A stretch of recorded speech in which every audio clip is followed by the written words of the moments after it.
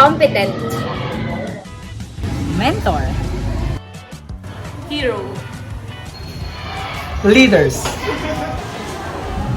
Inspiration. Empowering.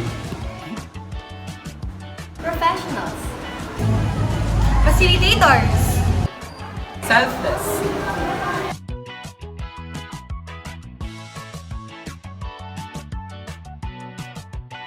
Gaano na po kayong katagal na nagti-teach po?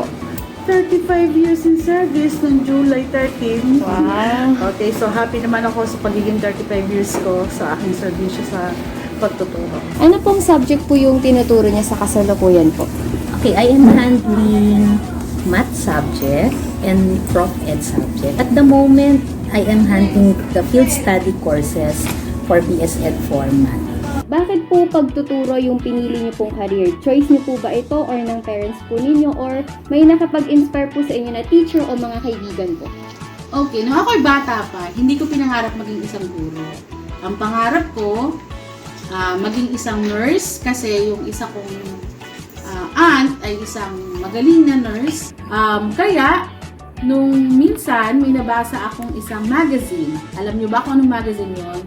Kirigma magazine. So, isang Catholic magazine ito na kung saan nabasa ko sa isang article na yon nung ako ay 4th year high school.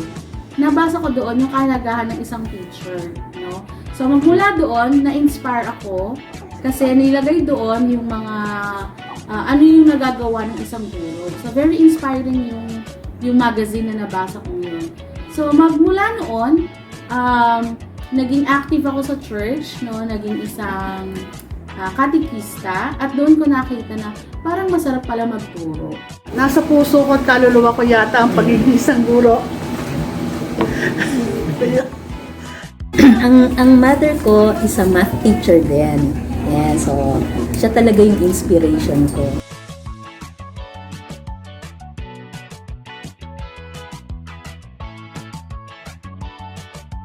Kaya tumabulot ko. Huwag naman sana mahirap na tanong. Baka ito yung math, ha? As the educational system shifted to online, what are your experiences? Okay. Sa karanasan ko as a teacher, hindi naman ako gano'n na naggulat na mag-shift tayo papunta doon sa tinatawag nating synchronous, asynchronous teaching modality. Noong 2020, doon ko lang na-realize, ito pala yung tinatawag nating teleconferencing, ito pala yung tinatawag nating online teaching, virtual classroom. Okay, huwag mahirap ha, baka tungkol sa ano yan ha, science yan ha. Okay, dapat Ma'am, ito po galing po sa Filipino major. Sabi po niya, what's the best and worst thing about being a teacher? the best and worst thing. Actually, para sa akin, walang worst eh. Okay, everything is best, no? Pero para sa akin, yung best thing ng pagiging teacher, yung mag-inspire talaga. Ma'am, ang question po dito, is there something you learned from your student? Di ba po madalas teacher po ang nagtuturo? May natutunan po ba kayong something? Yes, may natutunan ako sa ating mga estudyante. Malaki. Kasi yung mga experience sila. Kasi po ako ay Filipino teachers. Nagpapagawa po ako ng Sanaysay Talumpati. Sa paggawa nila ng Talumpati Sanaysay, may kwento. So nalalaman ko din po yung kanilang naging yung buhay nila. So na-inspired din ako sa kanila. Kasi actually sa totoong buhay, ang school natin ay hindi mayaman ng mga estudyante. So nakita ko yung pinagdadaanan nila, nababasa ko. Talagang na-inspired ako dahil itong mga batang ito ay talagang nag-aaral silang mabuti, nagsisikap sila, nag-working student sila para kumita. Talagang ang mga estudyante ng LSP Los Baños Campus ay nagsisikap para maging magtagumpay sila sa susunod na panahon. Ayan, ma'am, galing po sa second year Sockstad, sabi po niya, what is your most memorable experience po as a teacher? Memorable kapag ka yung mga estudyante mo na graduates na, nakikita mo na yung kanilang success, no? Yun. Magandang-maganda para sa amin yun. Unang-una pag nakapasa sila sa LET, no? Okay, so medyo parang nagiging proud kami for them. Question. Sa dami na po ng mga students na na-handle mo, Lahat po ba sila ay kilala mo by names or faces? Nako. Ma'am, kasi po, di ba, minsan po may makakasalubong po kayo ng mga students na bigla pong mag-hi, mag-hello. Yes. Natatandaan niyo po ano po yung approach na ginagawa niyo po sa mga student po na nakakaalala po sa inyo. Okay, so dalawang gantong bagay. Mostly kasi mahilig akong lumabas. Halimbawa, pupunta sa Robinson's Mall, pupunta sa supermarket. May kasi nga, lalo ngayon, mahirap kasi makilala kasi naka-face mask tayo, di ba? Siguro sa mata ko sila nakikilala and then, ina-approach ko na kamusta ka na? Kasi gusto ko malaman, no, na ito bang estudyanteng kung ito ay kamusta na kaya? Kasi gusto ko, pag kinamusta ko kayo kaya ay kumbaga yung ina-expect ko noon na maging teacher din ba kayo or naging entrepreneur ba kayo? Kasi gusto nating makamusta.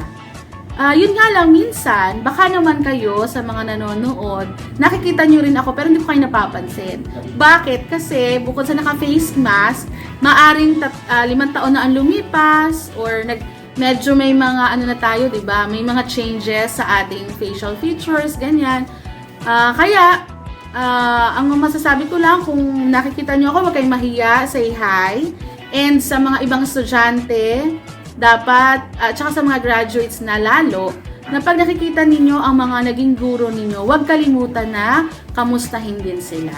A simple hi and hello to your teachers means a lot dun sa mga naging teachers ninyo. From Jasmine Sabado, second year po sa Oxtad, which do you prepare? Online classes or face-to-face classes Yes, po? of course.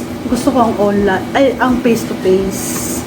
Face-to-face kasi doon ko, kasi language teacher ako, Filipino teacher ako, doon ko nararamdaman kapag ang isang estudyante ay marunong.